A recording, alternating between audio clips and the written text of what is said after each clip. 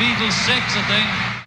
During a typically hectic period, the Beatles found themselves on the 10th of May 1965 at Cliveden, the stately home of Lord and Lady Astor, located 30 miles to the west of London.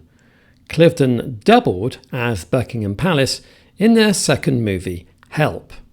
The previous 4 months had been taken up mainly with filming in the UK, together with location shoots in the Bahamas and Austria, with no time allocated for recording. Around this time, Dave Dexter Jr. at Capitol Records had requested that the Beatles record 2 tracks expressly for the US market. Liaising via Brian Epstein and George Martin, the Beatles agreed to return from Cliveden to EMI Studios in Abbey Road that evening in order to record 2 songs. By 1965, the Beatles were still under contract and had good cause to be thankful for Capitol for the success they had achieved in the largest and most lucrative record market in the world.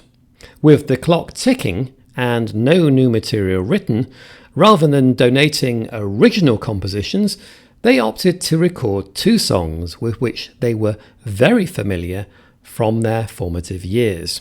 Stepping into Studio 2 at 8 p.m, John chose and led the band through 2 relatively obscure songs last performed in the Cavern and in Hamburg.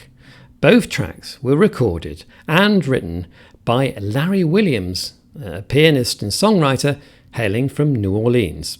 I got a girl named Bonnie Maroney.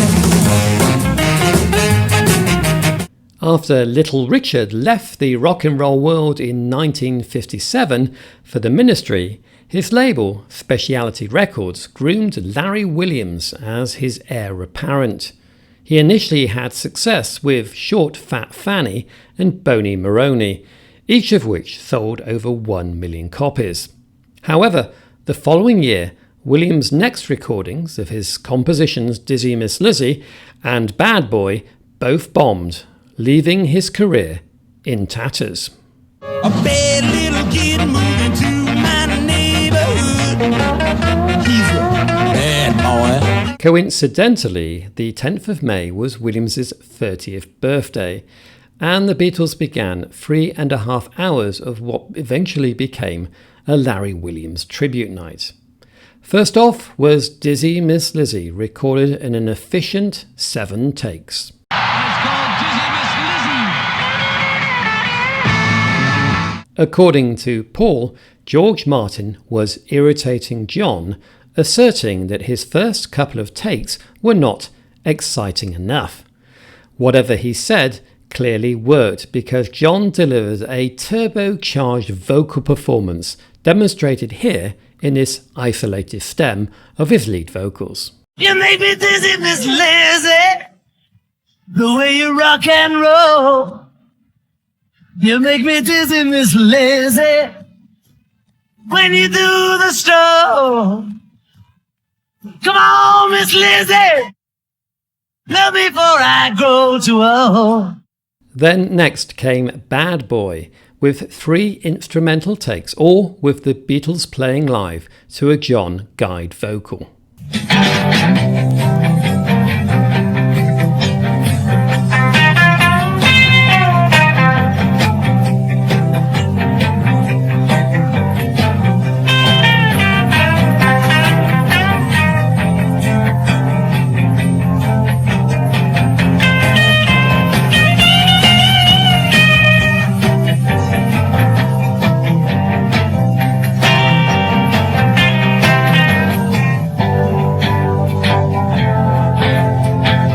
Take 4 was used as the final release version, with John overdubbing his vocals whilst both John and Paul added organ parts.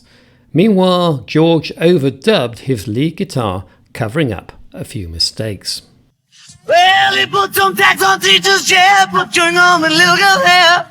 Now, Junior, behave yourself. Just over a month later, Bad Boy hit US record stores as track 4 on side 1 of Beatles 6. For UK fans, the track would not be released for another 18 months. The Beatles were then less than enthused by EMI's decision to release a compilation album of their greatest hits to plug the gap left at the end of 1966. Fans were even less enthusiastic, having to shell out money for an album just to obtain the one unreleased track, Bad Boy. The release of a collection of Beatles oldies was opposed by the Beatles and soon disappeared from their official catalogue, with the CD remasters released from 1987. At that time, Bad Boy found a new home on the Past Masters CD. Dizzy Miss Lizzy was deemed to be too good to be left on the shelf and was issued as the final track on the non-soundtrack side of the original UK version of the Help album. 3.5 years later, the Beatles would return to both songs during the impromptu jams for the Get Back sessions, with Dizzy Miss Lizzy appearing early on the third day of rehearsals at Twickenham.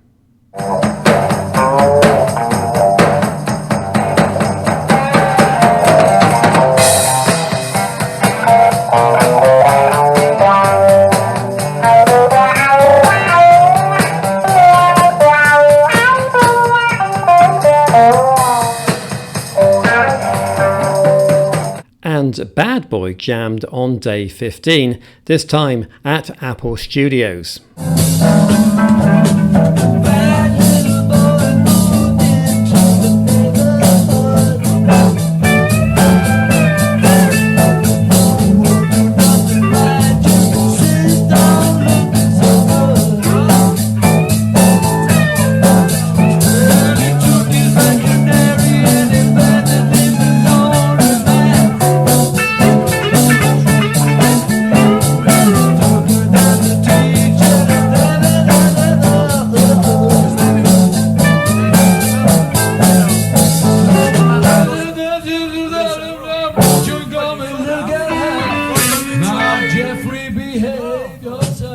Although Larry Williams hit pay dirt when the Beatles covered 2 of his songs, ultimately life did not treat him well.